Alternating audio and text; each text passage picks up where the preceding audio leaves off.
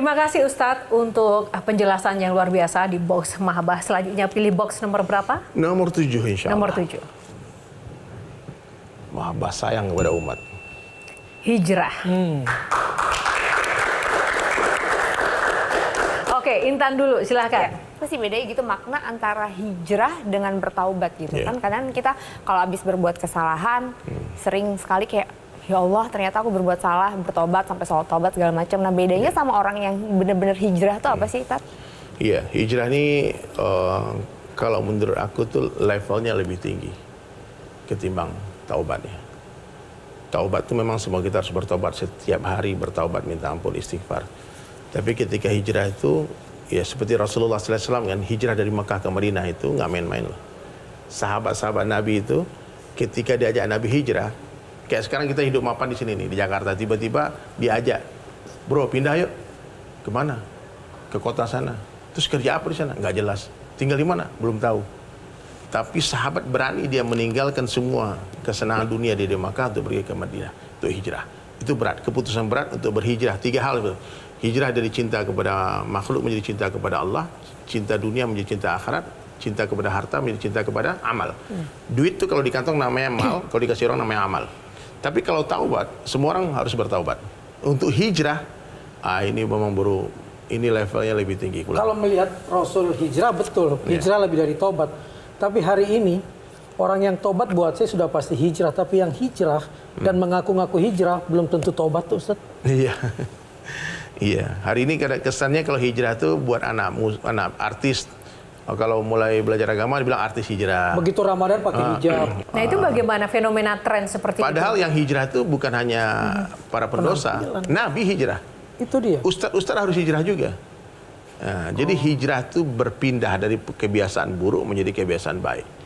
Memutuskan berpindah dari satu tempat yang buruk ke tempat yang lebih baik. Kalau pakai jilbab wanita itu hijrah namanya. Ya, jadi hijab itu wajib, Kak. Oh iya, jadi maksudnya hijab kita itu wajib. Belum... Saya minta maaf ya.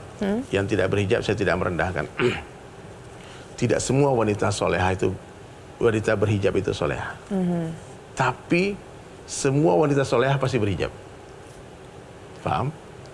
Nah, jadi saya itu lebih terkesan melihat orang ya yang menjaga sholatnya, menjaga adab akhlaknya, meskipun dia belum berhijab, daripada orang yang berhijab tapi nggak sholat.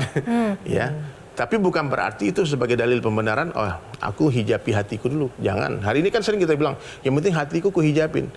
Perintah hijab itu untuk menutupi aurat seluruh tubuh, bukan untuk menutupi hati.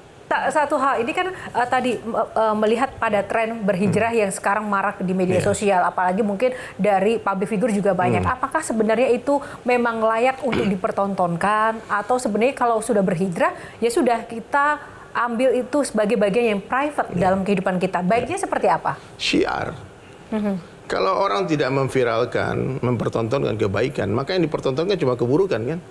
Hari ini kebatilan diviralkan, dikontenkan. Ketika orang mengontenkan kebaikan dibilang ria lu, gitu. Nggak usah, ya sama lo. Maka orang-orang baik itu mesti memviralkan, mengontenkan kebaikan dia. Terlepas apapun niat aslinya seperti apa niat ya? Niat itu kan bisa berubah-ubah setiap saat kan. Nah, jadi maka pentingnya tasihhun niyah namanya dalam Islam itu meluruskan niat sebelum beramal, sedang beramal, setelah beramal banyak-banyak istighfar. Ya udah selesai lah. Orang mau bilang apa? Karena orang ikhlas itu dipuji nggak senang hati, dibully nggak sakit hati. Ya kalau kita ngonten terus masih melihat like-nya berapa, komennya berapa, terus senang kalau di like banyak orang, terus kalau nggak yang like kita hapus lagi kontennya, berarti nggak ikhlas. Oke, baik, terima kasih. Baik, oke, kita cukupkan untuk box kali ini. Terima kasih rekan-rekan, dan kita lanjut ke box selanjutnya. Silakan Ustadz, box nomor berapa? Dipersilakan. Nomor 3 kayaknya. Nomor 3, kita buka box nomor 3. Apa maksudnya mendengar box nomor 3? Boxnya. Ternyata punya penyakit hati. Setuju dengan penyakit hati, Viko? Sering punya penyakit hati nggak?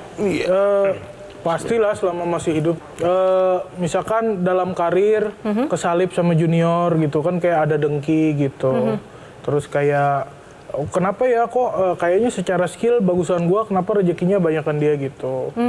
Jadi lebih kepada ada kompetisi-kompetisi seperti itu. Nah, sekarang pun kita juga sedang di era seperti itu ya Viko, karena ini kan setelah pemilu ini banyak yang kemudian muncul penyakit hati. Oh, ternyata mungkin jagoannya kalah, jagoannya menang. Bagaimana sih Ustadz kita harus menghormati siapapun para pemimpin nanti yang terpilih? Atau apakah itu memang penyakit hati? Saya mencurigai kecurangan buat saya bukan penyakit hati. Oh, begitu ya? Saya mencurigai kecurangan karena hati saya bersih. Tapi apapun itu kita misalnya berada dalam situasi kita harus menerima hasil. Ya. Bagaimana kita harus tetap menghormati walaupun mungkin itu masih ada hal-hal yang mengganjal dalam hati.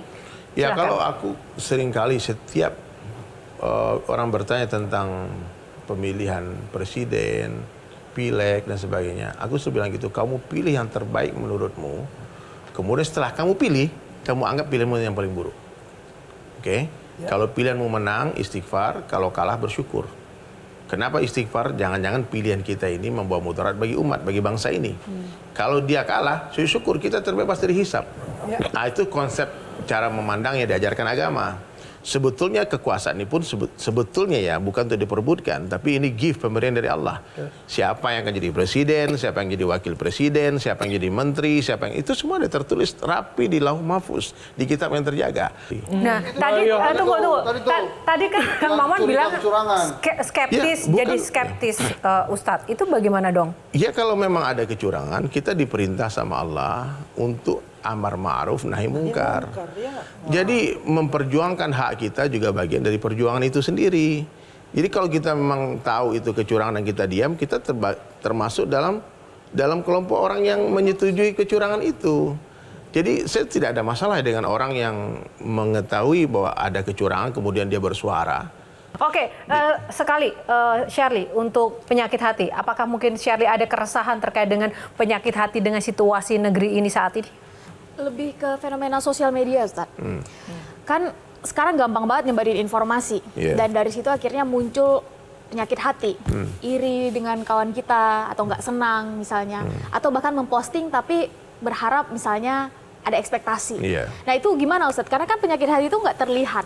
Tapi dampak dari penyakit hati itu dirasakan. Entah kita menghujat, entah kemudian kita sering menganggap diri kita sendiri rendah, dan seterusnya. Itu bagaimana mengontrol diri, apalagi di media sosial sekarang yang luar biasa spreadingnya. Jadi kita bahas tentang hati ini apa sebetulnya.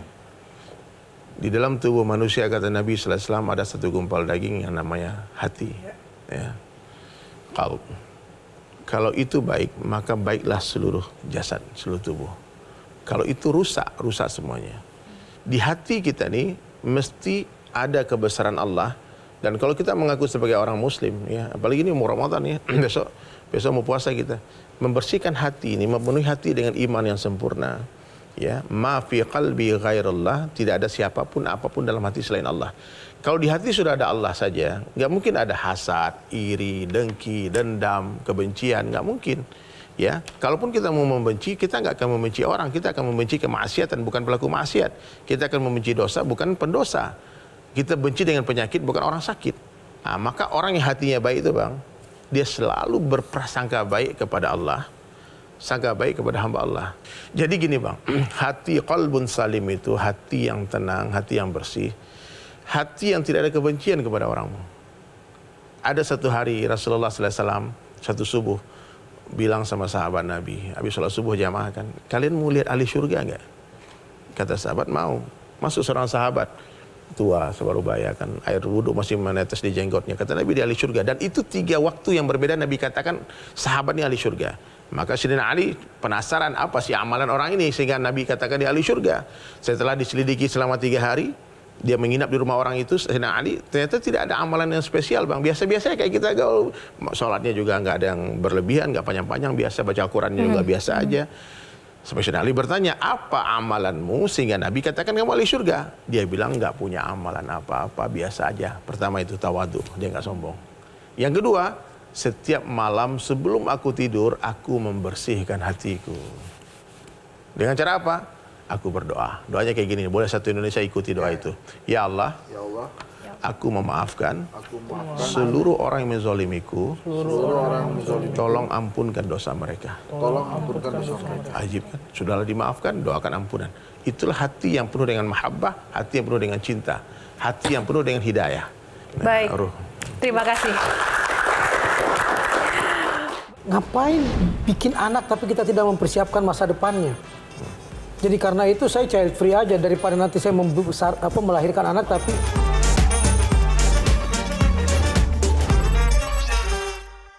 jelajahi cara baru mendapatkan informasi. Download Metro TV Extend sekarang.